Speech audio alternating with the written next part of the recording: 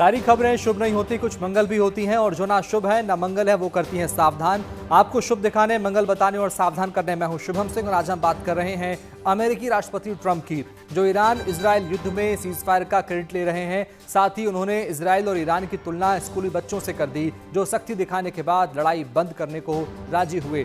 Trump ने ऐसा क्यों कहा, वो क्यों सीजफायर के लिए उतावले हुए और कैसे सीजफायर के बावजूद ट्रंप ने मध्य पूर्व में टेंशन बढ़ा दी है, आज इन सभी सवालों पर बात करेंगे। इसके अलावा बात होगी ईरान के परमाणु कार्यक्रम की। ट्रंप दावा कर रहे हैं कि उनके बॉम्बर्स ने परमाणु ठिकाने तबाह किए हैं, लेकिन खुद अमेरिकी मीडिया में आई रिपोर्ट के मुताबिक ईरान का यूरेनियम सुरक्षित है। आज ट्रंप के दावे और ईरान की तैयारी का भी आकलन करेंगे। आखिर में दिखाएंगे इजराइल में सीजफायर के बाद की तस्वीर, जब युद्ध के सायरन बजने लगे और बंद हुए तो हंसते खेलते बच्चों ने स्कूल जाना शुरू कर दिया है, माहौल बदलने लगा है। शुरुआत करते हैं ट्रंप से, जो द हेग में नेटो की समिट में शामिल हुए और वहां भी इजराइल ईरान जंग को रुकवाने का क्रेडिट लिया। ईरान और इजराइल की तुलना स्कूली बच्चों से करते हुए ट्रंप कह गए कि कभी कभी इनकी लड़ाई बंद कराने के लिए डांटना पड़ता है, खराब शब्दों का इस्तेमाल करना पड़ता है। लेकिन सवाल है कि खुद ट्रंप ने ईरान पर हमले का समर्थन क्यों किया, क्यों ईरान पर B-2 बॉम्बर से हमले का हुक्म दिया और फिर अचानक सीज फायर के लिए उतावले क्यों हो गए। जानकार मान रहे हैं कि ट्रंप ने सीज फायर करवा के अमेरिका को इस जंग में फंसने से बचा लिया है। देखिए रिपोर्ट।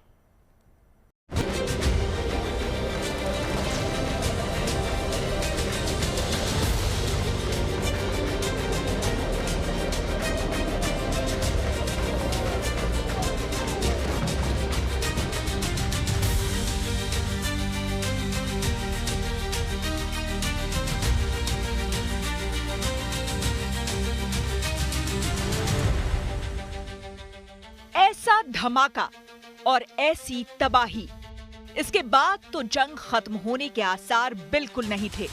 मगर इजराइल और ईरान के लिए हालात ऐसे थे कि दोनों सीजफायर के लिए राजी हो गए। लड़ाकू विमानों ने गरजना बंद कर दिया और मिसाइलों ने बरसना। लेकिन दिलचस्प बात है कि जंग में इजराइल के साथ हर वक्त शामिल रहे ट्रंप अब खुद को ऐसे टीचर या कहें कि डैडी की तरह पेश कर रहे हैं जिसने स्कूली बच्चों की लड़ाई रुकवा दी हो। They're not going to be fighting each other. They've had it. They've had a big fight, like two kids in a schoolyard. You know, they fight like hell. You can't stop them. Let them fight for about 2-3 minutes, then it's easier to stop them. Trump की बातों को समझना आसान नहीं। जता ऐसे रहे हैं जैसे इजराइल ने बगैर उनकी सहमति के ईरान पर हमला बोल दिया था, लेकिन ऐसा है नहीं। 13 जून को जब इजराइल ने ईरान पर प्रहार किया, तब से ट्रंप भी ईरान को चेता रहे थे, कड़ी कार्रवाई की धमकी दे रहे थे। देर से ही सही, लेकिन ट्रंप ने अपने B-2 बॉम्बर को ईरान के परमाणु ठिकानों पर हमले का आदेश दिया। जब इतना सब कुछ हो गया और ईरान ने भी पलटवार करते हुए कतर के अमेरिकी बेस पर मिसाइलें दाग दी, तब ट्रंप को सीजफायर की जरूरत महसूस हुई। जल्दी इजराइल और ईरान से बात हुई, युद्ध खत्म करने का ऐलान हुआ, मगर हमले फिर भी जारी रहे। ना तो इजराइल रुका और ना ही ईरान। इसके बाद ट्रंप बिफर गए। युद्ध से किसी तरह बाहर निकलने की उनकी उम्मीदें खत्म होती नजर आ रही थी, इसलिए ऐसे भड़के कि शब्दों का ख्याल नहीं रहा। I'm not happy with Israel. You know, when I say, okay, now you have 12 hours, you don't go out in the first hour and just drop everything you have on them. So I'm not happy with them. I'm not happy with Iran either. But I'm really unhappy if Israel's going out this morning. अमेरिकी राष्ट्रपति और ऐसी भाषा, लेकिन Trump के पास इसका भी जवाब था। कहा कि बच्चों को शांत कराने के लिए डैडी को कभी-कभी कठोर भाषा इस्तेमाल करनी पड़ती है, चाहे वो गाली ही क्यों ना हो। Daddy has to sometimes use strong language to get stuff. Strong language. Every once in a while, you have to use a certain word. Trump मान रहे हैं कि उनकी सख्ती से ही इजराइल और ईरान ने जंग रोक दी। सीजफायर की घोषणा करके वो अपनी पीठ थपथपा रहे हैं। शांति का मसीहा बनने और शांति के लिए नोबेल पुरस्कार की उनकी ख्वाहिश परवान चढ़ रही है। लेकिन जानकार मान रहे हैं कि ईरान की जंग में ट्रंप फंस गए थे। जंग से पहले ओमान में ईरान और अमेरिका के बीच परमाणु संधि को लेकर बातचीत चल रही थी। इसी दौरान इजरायल ने तेहरान पर हमला किया। दावा किया गया कि ईरान परमाणु बम के करीब पहुंच चुका है। अब इसके बाद ट्रंप ने इजरायल का समर्थन तो किया, हथियारों से मदद भी की, लेकिन ट्रंप आखिर तक युद्ध में अमेरिका की सीधी एंट्री से बचते रहे। पर अमेरिका अचानक जिस युद्ध में फंस गया था, ट्रंप ने पहला मौका मिलते ही उससे किनारा कर लिया। कहा तो ये भी जा रहा है कि अमेरिका के हमले से ना तो ईरान को ज्यादा नुकसान हुआ और ना ईरान के वार से अमेरिका को। कहा तो ये भी जा रहा है कि यूएस के सैन्य ठिकानों पर ईरान के मिसाइल हमले बड़ी फिक्सिंग का हिस्सा थे, लेकिन इसके साथ ही अमेरिका को जंग से निकलने का रास्ता मिल गया। और जब ट्रंप ने कहा कि बस, तो इजरायल टस से मस कैसे होता। लगता है कि इस दौरान ट्रंप की ईरान से भी कोई डील हुई है, क्योंकि अब ट्रंप ने साफ कर दिया है कि वो ईरान में तख्ता पलट नहीं चाहते, क्योंकि इससे अशांति होगी जो मध्य पूर्व के लिए ठीक नहीं। ट्रंप इशारा कर रहे हैं कि वो ईरान के साथ रिश्ते दुरुस्त करना चाहते हैं। The last thing they want to do is enrich anything right now. They want to recover. And we won't let that happen. Number one, militarily we won't. I think we'll end up having somewhat of a relationship with Iran. I see it. Look, I've had a relationship over the last 4 days. They agreed to the ceasefire. And it was a very equal agreement. They both said that's enough. Trump cease fire का credit तो ले रहे हैं, लेकिन उनको इस बात का जवाब देना है कि जंग से हासिल क्या हुआ।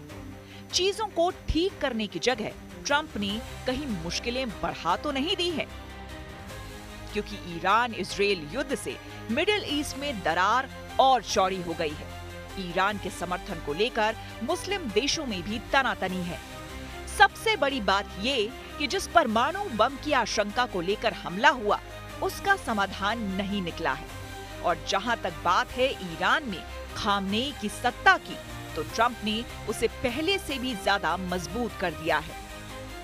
अब ट्रंप खुद को टीचर समझे या डैडी, सीज फायर का क्रेडिट चाहें जितना ले ले, पर युद्ध में उनके हिस्से हर तरह से नाकामी ही आई है।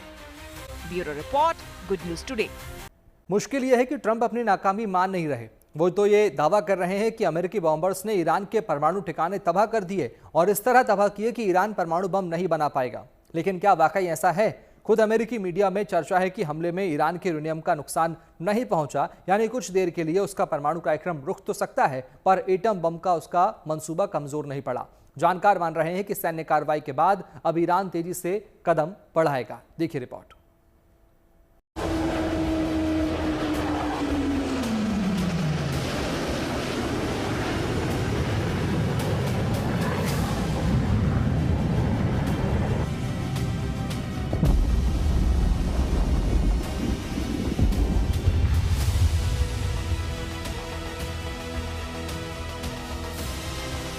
سرعت بیشتری به پیش خواهد رفت.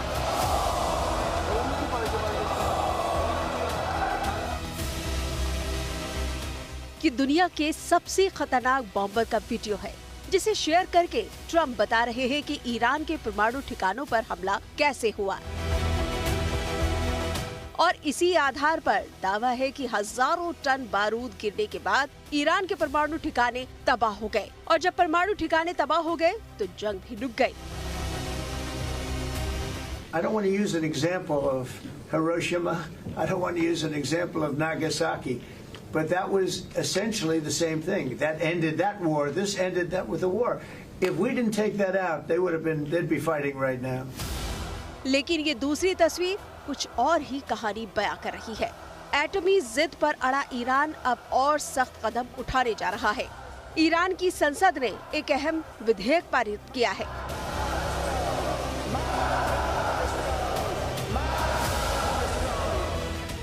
जिसके तहत अब तेहरान और अंतर्राष्ट्रीय परमाणु ऊर्जा एजेंसी यानी IAEA के बीच सहयोग को तत्काल प्रभाव से निलंबित कर दिया गया है। यानी जब तक ईरान के परमाणु स्थलों की सुरक्षा की गारंटी नहीं दी जाती, तब तक IAEA को निरीक्षण नहीं करने दिया जाएगा।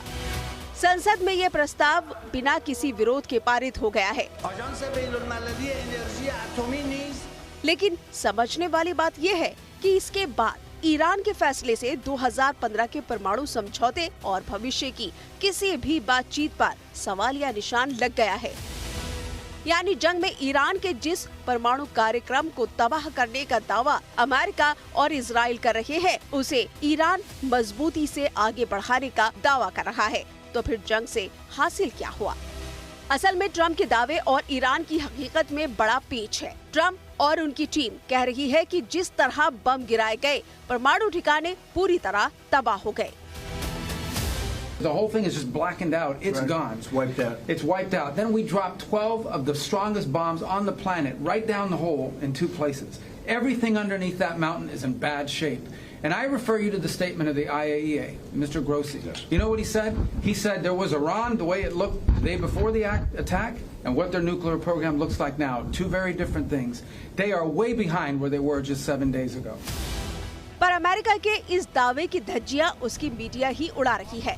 पेंटागन की डिफेंस इंटेलिजेंस एजेंसी की लीक हुई रिपोर्ट के आधार पर CNN का दावा है कि ईरान का परमाणु कार्यक्रम पूरी तरह नष्ट नहीं हुआ है, बस कुछ महीने पीछे चला गया है। दावा है कि ईरान के पास मौजूद संवर्धित यूरेनियम का भंडार नष्ट नहीं हुआ है और ईरान ने अमेरिकी हमले से पहले ही उसे एटमी ठिकानों से हटा दिया था। ऐसे दावों पर ट्रम्प का भड़कना लाजमी है। CNN is scum, and so is MSDNC. They're all, and frankly, the networks aren't much better. It's all fake news, but they should not have done that. When I see CNN all night long, they're trying to say, well, maybe it wasn't really as demolished as we thought. It was demolished. You take a look at the pinpricks, and you see that place is gone. And I will say, I think CNN ought to apologize to the pilots of the B-2s. इसी बीच IAEA यानी अंतर्राष्ट्रीय एटमी ऊर्जा agency के DG Rafale Grossi ने भी कहा है कि ईरान का उच्च स्तर तक संवर्धित 400 किलोग्राम से ज्यादा यूरेनियम सुरक्षित जगह पर है और ईरान अपने एटमी इरादों से पीछे नहीं हटा। 22 जून को हुए हमले के बाद ईरान फिर से अपने परमाणु ठिकानों की मरम्मत में जुट गया है और ये बात सैटेलाइट तस्वीरों से साफ हो रही है। नतांज एटमी ठिकाने पर जहां अमेरिकी हमले से 2 बड़े गड्ढे बन गए थे, उसमें से एक को भरा जा चुका है। यानी ईरान के जिस परमाणु बम की आशंका से जंग हुई, इजराइल ने लड़ाकू विमान से बम बरसाए, ट्रम्प ने बॉम्बर भेजा, उस परमाणु बम का डर अपनी जगह बरकरार है। ये अलग बात है कि युद्ध में अपने शामिल होने को सही साबित करने के लिए ट्रम्प उसे खत्म करने का दावा किए जा रहे हैं। हमले के बाद फोर्डो न्यूक्लियर साइट पर गए इजरायली एजेंटों ने मुझे बताया कि वो पूरी तरह तबाह हो गए हैं, पर खुद इजरायली अधिकारियों ने ट्रम्प के इस दावे से इनकार किया है। यानी ट्रम्प के पास भी परमाणु ठिकानों को तबाह होने का पुख्ता सबूत नहीं है। लगता है वो भी इस बॉम्बर की तरह हवा में ही बमबाजी कर रहे हैं। Bureau report, good news today. देखिए, जंग जहां भी हो जिंदगी पर भारी पड़ती है। शुभ खबर यह है कि इजराइल और ईरान में सीजफायर हो चुका है, इसलिए इजराइल में हालात सामान्य होने लगे हैं। लोग अपने काम पर और जिंदगी पटरी पर लौट रही है। तेल अवीव में स्कूल खुलने लगे हैं, लोग घरों से बाहर निकलने लगे हैं। चाहे बच्चों का स्कूल जाना हो या बड़ों का ऑफिस जाना, हर चीज फिर नॉर्मल होने लगी है। खुशी का माहौल है। देखिए इस रिपोर्ट में।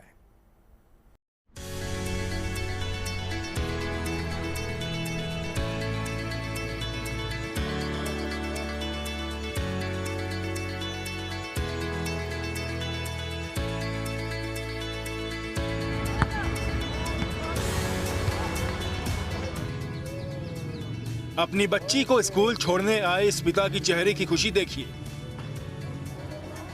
कंधे पर बस्ता टांगे इन मासूमों के चेहरे पर अपने दोस्तों के साथ क्लास अटेंड का उत्साह देखिए। इजराइल की ये सुकून देने वाली तस्वीरें इस बात का सबूत है कि यहाँ हालात अब सामान्य हो रहे हैं। जिंदगी पटरी पर लौट रही है, लोग घरों से बाहर आ रहे हैं, बाजार खुल रहे हैं और नन्हे कदम स्कूल की ओर बढ़ रहे हैं। 12 दिन चली इजराइल और ईरान की जंग में तबाही की तस्वीरें दिल को झकझोर रही थी। शहर के शहर तबाह हो गए, लेकिन इसी तबाही के बीच इन नन्हे चेहरों में उम्मीद की किरण टिमटिमा रही है। इजराइल की ये तस्वीरें बेहद सुखद हैं। स्कूल जाने की खुशी बच्चों के चेहरे पर साफ झलक रही है। न सिर्फ बच्चे बल्कि पेरेंट्स भी स्कूल खुलने और हालात सामान्य होने से बेहद खुश हैं। Of course, it's a relief. We are all waiting to go back to normal. We've been waiting for that every day since it started. And we should see how things will develop. And we hope this normal will sustain, will continue. Very happy. Happy it's all over, it ended. Yes. And I hope it will last, you know. Quality time with us, but now it's over and we're happy that they're going to school. जिन इमारतों पर कुछ दिन पहले तक बमों और मिसाइलों की बारिश हो रही थी, अब वहां शांति है। लेकिन इमारतों पर हमले के निशान भी बाकी हैं। पिछले 12 दिनों में इजराइल और ईरान दोनों देशों के लोगों के लिए हालात बिल्कुल असामान्य थे। कभी सायरन की आवाज सुनाई देती थी, तो कभी धमाके की गूंज लोगों के कानों में गूंजती। लेकिन जैसे तैसे वो मुश्किल भरे 12 दिन बीत गए और इजराइल ईरान में आखिरकार सीज फायर पर सहमति बन गई। दोनों तरफ से हमले तो अब रुक गए हैं, लेकिन यहाँ इमारतों और घरों पर निशान अभी बाकी हैं। हालांकि एक तरफ उन जर्जर इमारतों और घरों को फिर से संवारने और बसाने की कोशिश हो रही है, तो वहीं दूसरी ओर 12 दिन के बाद इजराइल में एक बार फिर से स्कूल खुलने लगे हैं।